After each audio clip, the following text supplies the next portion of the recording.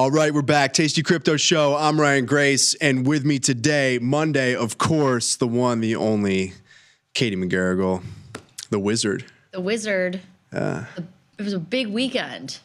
For Wizards or just in general? It was a big weekend. It was a big weekend for a couple of reasons. You know, the most important being what happened in the crypto space. But second to that, I started a new video game. Oh, shit. What did you start? I'm a Jedi. Oh, Jedi, Katie. Yeah.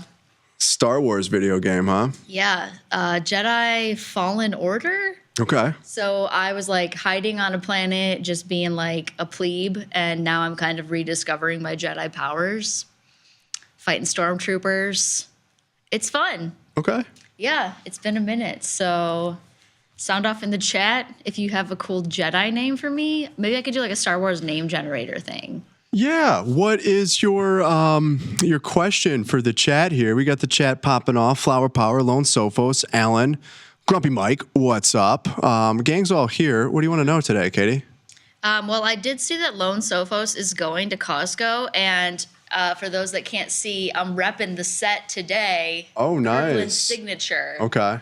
So drop in the chat. That's the house brand? Yeah. Okay. I've never been to a Costco. Oh, we'll change that. All right. I've heard nothing but good I smell things. an off-site, retreat happening. I'll buy you a chicken bake.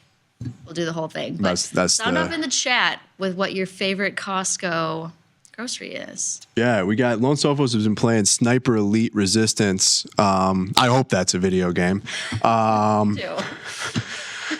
Yeah, we got donuts up in here, big deal donuts today. Yeah. What was the question again? Sorry. What is your favorite Costco purchase? Favorite Costco purchase? Yeah. That's what we want to know. Yeah. Chicken bake, hot dog. Yeah, I mean, honestly, I don't spend much time at the food the food court, because it's always just like bombed out every time I go. So I am on a mission, grab my staples, and then I get the hell out of there. Still end up spending like $350 every time you go. Damn. Yeah.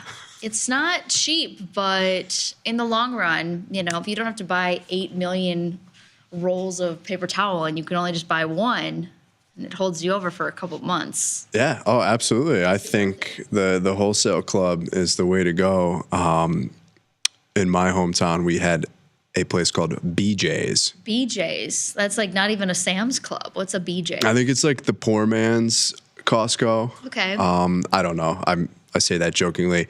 It's like Sam's Club, BJ's, Sam's Club, Costco. I don't think it's as big. Okay. But like a regional chain? Yeah, they do sell food as well to go, but then also the big cases of you want 1,000 chicken tenders, you can buy that. Okay. Oh, so like a GFS, like a Gordon Food Service? No, it's probably similar to Costco. Like you want to buy a 10-person tent, you can buy one. Like windows, you can get it all in the same place. Yeah, exactly. Yep. Raft for floating the river, Nice. Whatever you need. Big river floater, aren't you? I wish. You're out there on Chicago, on the Chicago River every St. Patrick's Day. Yeah. You'll catch me on the river. River rat. I digress. Katie, let's talk some crypto. We've got a new token coming to the Tastytrade platform, or so my sources tell me. XRP is the symbol. Yeah. Ripple. Not just a 1970s, 1980s wine. Or I don't even know the reference. Oh yeah, that's like it's like the OG Boone's Farm. Okay. Is Ripple or XRP? Ripple. Ripple. Okay. Yeah. Okay. Yeah. It's like Boone's Farm. A cheap wine. Okay. Yeah. Came in like a green bottle.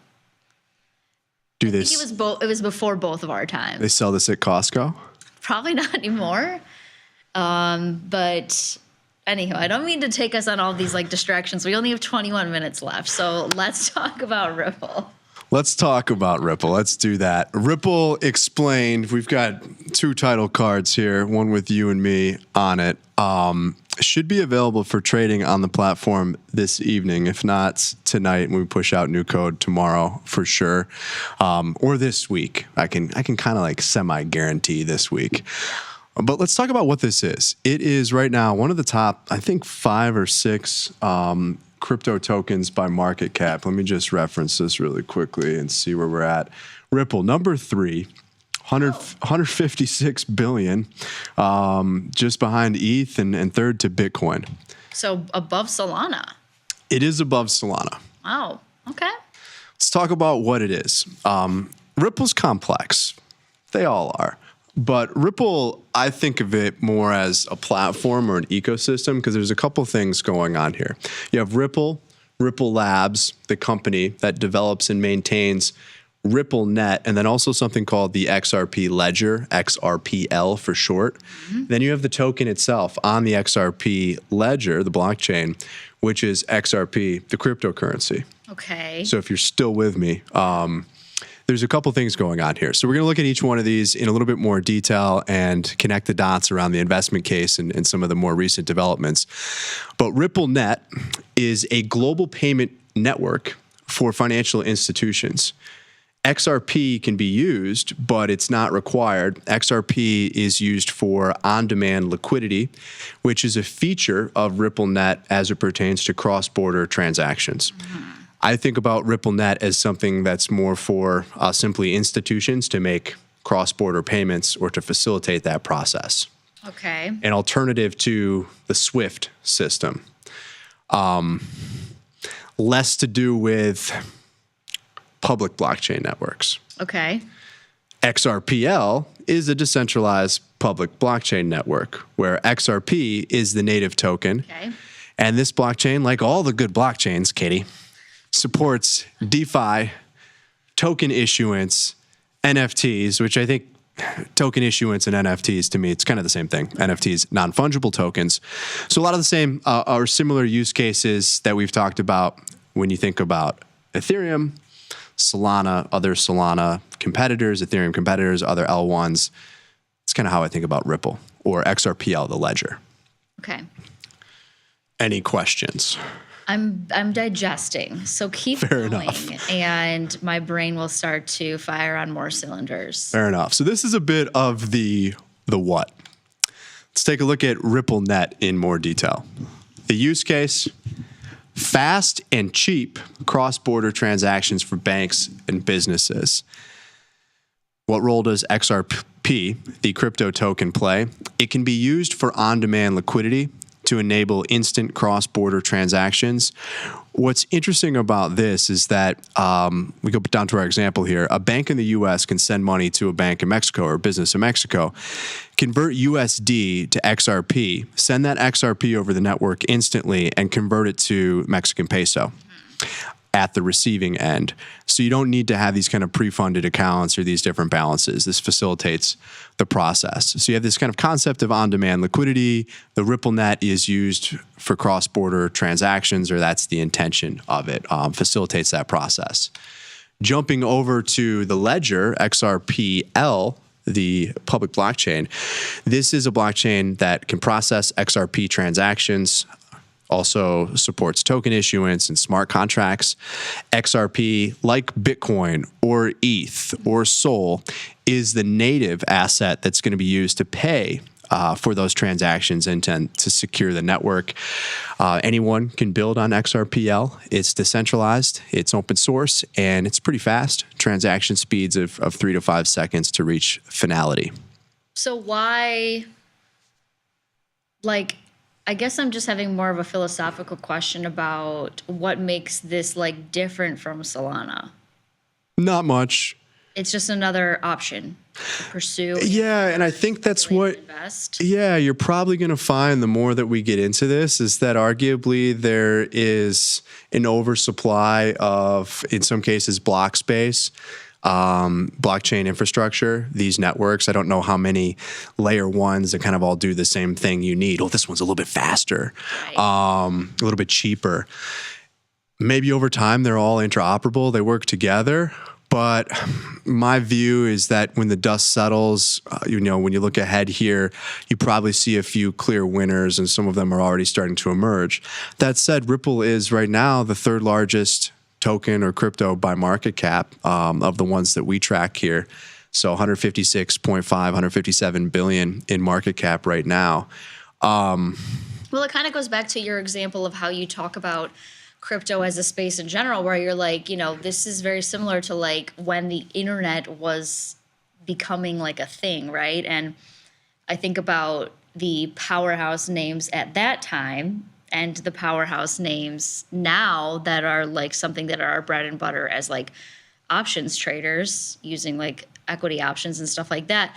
And so I kind of equate it to like, like you're saying, maybe these are the powerhouses right now. Clearly, in terms of like market cap and volume and activity and engagement, there are some front runners, but that could change as the space continues to evolve. Yeah, absolutely. I mean, there was a point in time when Solana obviously didn't exist, and then it did. And now Ethereum has some competition, and you see a lot of other competitors pop up as well. And you're seeing variations of it again this time. The Solana competitors, the chains that can do many of the same things, but faster, better, cheaper. Okay. In that sense. I do think, though, that, given all of the infrastructure that exists, sometimes you're kind of building these things, or you're looking for use cases for this to all be real. I don't want to say that it isn't real, but as we get into this a little bit more, it's certainly early, and it is similar to building out infrastructure. I think when you look at energy infrastructure, you look at telecommunications infrastructure, and historically we've seen points in time where there's been an oversupply or an overbuild, and that's ultimately led to much lower prices in the future. Not saying that's going to happen here, but there's a lot of these chains that kind of all do the same thing or have a very similar value prop. Right. Yeah. When does it become oversaturated? Yeah, what Ripple has benefited from for sure recently, as the rest of the crypto space has as well, has just been this complete shift in the perception of regulatory developments and kind of moving away from a little bit of an anti-crypto stance here in the U.S. specifically. Whether that all materializes or not, what role Ripple plays, we'll see. But I think the idea is that the institutions are coming, and this is going to be more of an institutional chain for some of these use cases. That said, let's just take a look at whether anyone is using it. So are there any data points that support just the, I don't want to say insane valuation, but $156 billion valuation, ETH is 300 for context. So transactions here, down a little bit when you look at this quarter over quarter. The price is up a bit, quite a bit, actually. Increased volume on decentralized exchanges, so you're seeing more transactional activity, more trades, growth in the number of wallets. But I do need to caution that while people are excited about Ripple, these are kind of small numbers in the grand scheme of things. Sure. So predicated on future growth, I suppose, but that's a look at it from their most recent report, which you can get off their website. I think this was just put out on the 31st, so a couple of days ago. Okay. Let's compare it now to Bitcoin, ETH, and Solana. So Bitcoin being the largest, all of these have done pretty well with the exception of ETH over the last year, not up much. I mean, returns that compare to the S&P. What are we doing here, ETH? XRP up 400%, Solana up 100%, yeah. Bitcoin up 137%.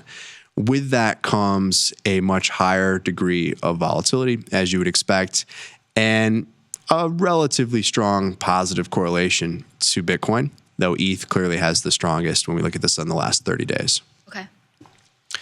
Cool. Yeah. I mean, like you're saying, just something else to kind of participate in. And I'm seeing in the chat, you've got a lot of people here that have probably been in this from much lower prices. This is one of the tokens that, if you go all the way back, 2017, 2018, really before the ICO craze, there wasn't much to participate in. It wasn't easy to participate, one, and there wasn't much you could buy or trade. We're talking about an ETH price that went from $10 to $1,000, a Bitcoin price that ultimately went to $20,000, and a Ripple price that, a lot of times the trade is just predicated on it's the cheapest one from a nominal value perspective or price perspective, and let's buy that because the others have gone up in dollar terms. And so you did see some of that early on in ETH, and hopefully people were, if they're still holding it at these levels, got in at a lot lower prices. But when I look ahead, I don't want to, it's not like what justifies the valuation, because you could apply that to just about any of these things and say, a little bit of a stretch to justify the valuation. But what is this $150 billion market cap predicated on? There was recently a stablecoin launch, so you've seen clearly massive adoption of stablecoins recently. USDC, USDT, dollar tether, but you have things like PYUSD from PayPal. You have Ripple or RUSD that just launched. There's the move towards real-world assets. We talked about this a bit on the show last week. And so this is a chain that maybe is going to see adoption from institutions for real-world assets. You are seeing some money market funds in Europe or the UK, I believe, move on chain. There's the idea that more of that will occur. Ondo and their money market product, I think, just recently launched on Ripple as well. But yeah, the idea is that the institutions are coming and that Ripple is going to be one of the chains that they use for everything from cross-border payments to institutional DeFi. We'll see. So interesting just because, obviously DeFi and institutional just feel like such an oxymoron to me, Yeah. But I understand why the value prop, I guess I would say.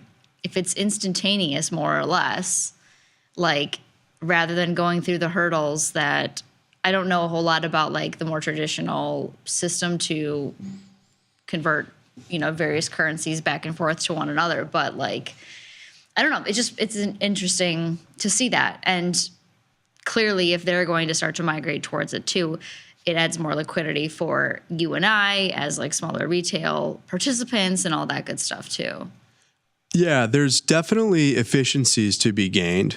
I was trying to explain this earlier to somebody here because a lot of times we come at this from this kind of binary perspective, this must replace the existing financial system. Right.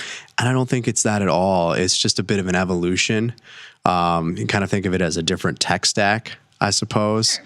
I think there's inefficiencies that are gained over time. But it doesn't mean that there's anything really wrong with how it works today. Arguably, it could be better.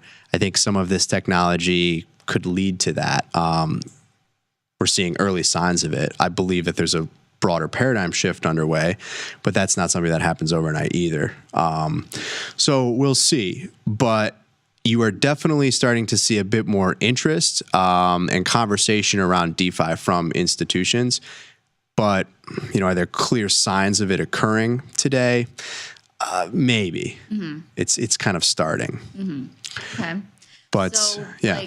So knowing that, what is your current kind of sentiment on Ripple? I don't own Ripple. Now that it's on the Tastytrade platform, it'll be on my watch list for sure. I won't approach this any differently than I approach anything else. I'll look to trade the implied volatility or the realized vol in there and the expected moves that we can calculate as a result. You look at all of these being positively correlated to some degree. I think it's all just one big trade. Pick your flavor of volatility. This has some regulatory tailwinds. Ripple has had a few wins in court against the SEC. SEC has appealed. That's ongoing. We'll see, but it's on the radar. Yeah. It's tough to ignore given it's currently the third largest by market cap. Yeah, totally. So I think you want to be aware of what's happening here. It's just I struggle personally, and maybe I'm just missing something, but this is Ethereum. I get people can say that that's overvalued as well, but there's 60 billion in TVL that supports that chain. It's been around for a long time, and Ripple's been around for a while as well.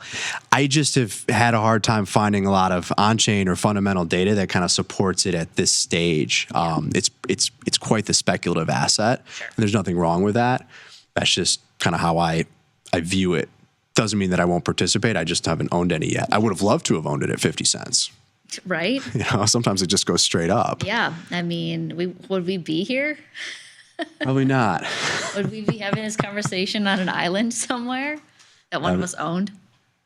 Yeah, I'm just looking at, so I've got the market cap here. Let me just pull up the price and see where we've gone. But yeah, so topped out about close to 350, was 50 cents a couple months ago. Yeah, we'll see. Looks a lot like a Dogecoin chart. So it's one of those things where you were in this at 50 cents and it traded sideways for the better part of several years. Yeah. And then eventually things change. So we'll see. I think again, this could be one that definitely benefits from regulatory clarity. Yeah. It's just that we've talked about the potential for regulatory clarity, and everybody's excited about that and very bullish. But let's see what actually happens. Yeah. We're not out of the woods yet, so to speak. Yeah. All right. So that's Ripple coming to or is on the platform on Tastytrade. So that now takes the Tastytrade offering to 6-7 tokens. Yeah. Bitcoin, Litecoin, Bitcoin Cash, Ethereum, Dogecoin, Solana, and now Ripple. Yeah. With more coming. Yeah. It's good stuff. Yeah. So we've got a few minutes left, Katie. You want to talk markets? You want to go anywhere else? Yeah, I mean, I really just kind of want your 2 cents on what happened this weekend. You know, we were briefly talking about it before the show. I tried to, ration my consumption of news and or market activity on the weekends, but it was kind of tough to ignore. So give me your opinion, rundown, why you think it was such like a huge fire sale, so to speak. What's going on? Yeah, so we had the announcement of 25% tariffs on our 2 biggest trading partners, Canada and Mexico, with a 10% tariff and kind of closing a loophole as well that existed, and really probably affects Chinese imports more than anything. I don't necessarily think it caught the market off guard and that it was expected and kind of telegraphed well ahead of time. 25% seems a bit aggressive and just trying to digest that news. Yeah. Like zero-ish or like a 0.1% in some cases. Yeah, there's a lot of nuance, but I just think, okay, so what did you see? Well, the only market where you can lay off risk and that trades 24/7 is crypto. So when these things come out on Saturday night, you see that volatility materialize in the crypto market, and presumably you're going to get a pretty nasty open on Sunday night, which, markets were down, but it wasn't anything crazy. Volatility didn't pop that much. What happens in crypto quite often, though, and specifically at this point in time where everybody's bullish, right? Find me a bear. There's probably a couple out there on X, but everybody's right. Everybody's bulled up. It's crypto capital of the planet. We're going to have a Bitcoin strategic reserve. Super, super bullish. And it is exciting, but you have a lot of leverage that builds up in the system. Outside of the U.S., you have large perpetual futures markets. Most of the trading activity globally, obviously happens outside of the U.S. on the global basis. And all of these contracts have stipulations in place that will automatically liquidate them if certain thresholds are breached. Yeah. And so these things can kind of feed on themselves or cascade. Yeah. And I think that's a lot of what you saw too. And then when the dust settled, the number that I saw, and it might be even higher, but the number that I saw was about $2 billion in liquidation. Yeah. So a huge day driving volatility. You can think about this as if everybody got margin called on the same stock. It's going to force prices lower in the short term to some extremes that might not be warranted by a more liquid market or fundamentals in any way. And that's what you saw, right? ETH went to 2,200. Yeah. If I'm just checking my charts here, Solana went down to 177. It's 217 right now. Bitcoin went down to 91, 90 area. It's back to almost 102. And so I think that that's what explains a lot of the short-term volatility that you saw. People see the headlines, Trump, tariffs. And like you're saying, it was the only sell-off market. And you think that tariffs have something to do with the Bitcoin price. And that's not it at all. These are high volatile or highly volatile high beta sort of risk assets. Mm-hmm. We knew going into this, and for the last month or so, really last couple of months, you've had a strong positive correlation between, let's say, the S&P, the NASDAQ, Bitcoin. It's kind of all the same thing. And you get these short-term periods where, volatility materializes for one reason or another. Nothing's really changed. I think we're still in a pretty positive macroeconomic environment. You try to find signals around volume or volatility or anything that would give you some indication that, the trend is going to reverse. Haven't really seen that. So we're still range bound with Bitcoin 90 to call it 110. Yeah. And I would even offer that just a couple of weeks ago, we were down to 89, traded back up to 108. Right. So this is kind of how Bitcoin trades. Yeah. Just on a Saturday when there's nothing else going on, and then everybody's a tariff expert on Twitter, you start to think that, this is the beginning of the end is what, some outlets might have you believe. But here we are. I don't even think these tariffs actually even went into effect. From what I understand, it looks like both Canada and Mexico have had some conversations with Trump and the administration and have come to some agreement, at least temporarily. Yeah. That leads me to, I guess, a really good question for like the last couple of seconds of the show. So if we are to believe that we are moving towards a more regulatory clear place with respect to crypto, in the same way that we have like limit up and limit down in some of our trading vehicles, that we historically have participated in, and I know you're much deeper into crypto, maybe than you were previously, like in terms of your portfolio. Do you think that there would be a time where, because of the regulatory environment, there will be an obligation to start to add in those guardrails again for like a limit up, limit down percentage on the day before the market takes a pause? No, I don't think so, because this is a global spot market, and I'm not aware of any, I guess, circuit breakers in place for a currency market. Maybe there are. Just off the top of my head, I'm not aware of it. So I don't know. I mean, I think it's going to be tough to do that. You can implement it at the exchange level, right? But how do you tell the world that like we're going to pause Bitcoin trading? You know what I'm saying? But I also think that, you have some of those circuit breakers in place too, because the liquidity conditions are not the same when the traditional stock market hours are not kind of ongoing, right? If it's outside of those hours. Whereas here, there's definitely going to be points in time where it's more liquid, but this does trade, like the market is open 24/7. Right. So yeah, tough to say. But as of today, I don't see some sort of like global harmony around like exchange rules for this. So no, I think is my short answer. You're just gonna have to get used to the fact that like what you own can go down 30% while you're asleep. It makes it fun, right? Some would say fun. Yeah. Others would say heartburn inducing. Yeah, no, it's tough. Absolutely. There's people that, weren't sleeping for sure over the weekend. They probably have much bigger positions than I do. But yeah, it is, I guess, a feature of this market. Sure. Well, thank you for explaining Ripple. Excited to have it on the Tastytrade platform and as part of the crypto offering, and excited for what's next. Yeah, well, thank you for coming on the show, Katie. It's going to do it for our show. Victor Jones is up next with The Price of Truth. I'll be back on Wednesday with Shelly. Katie will be back with me on Monday, and I hope to have an update on your Jedi status. Thank you, and I hope that you have a spectacular Super Bowl wherever you decide to spectate and watch. Oh, I'm not watching. Fair enough. Food. Food and just other Sunday fun day types of things. Exactly. Well, we will see you soon, Katie. Until then, I'm Ryan. I'm Katie. Peace.